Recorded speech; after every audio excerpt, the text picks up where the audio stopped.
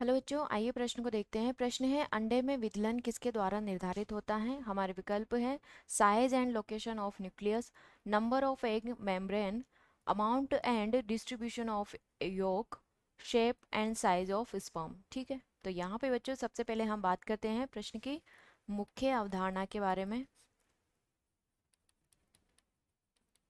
तो यहाँ पे प्रश्न की मुख्य अवधारणा है विदलन।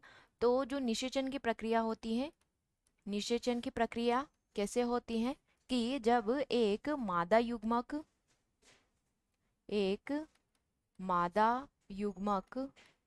और एक नर युग्मक संयुक्त होते हैं या उनका फ्यूजन होता है, नर युग्मक,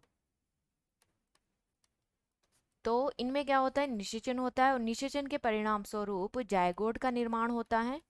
जायगोट का निर्माण होता है और इस जायगोट में फिर क्या होता है, विदलन होता है। विदलन होता है, ठीक है। या हम कह सकते हैं कि विदलन किसके द्वारा होता है, समसूत्री विभाजन के द्वारा होता है। समसूत्री विभाजन के द्वारा होता है, ठीक है। और समसूत्री विभाजन में जो विदलन है वो किसके द्वारा निर्धारित होता है, ये होता है योक के ऊपर, ठीक है। यानी कि योक की क्वांटिटी, अमाउंट और डिस्ट्रीब्यूशन के ऊपर आधारित होता है।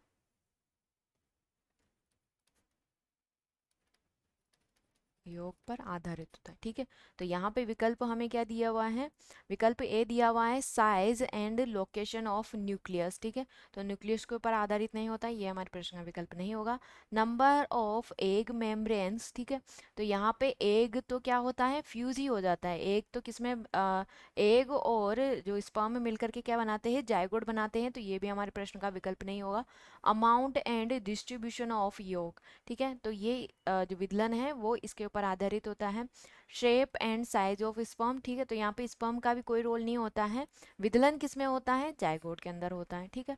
तो यहाँ पे विकल्प सी हमारा सही विकल्प होगा। आशा करती हूँ आप इसे अच्छी तरह समझ गए होंगे। धन्यवाद।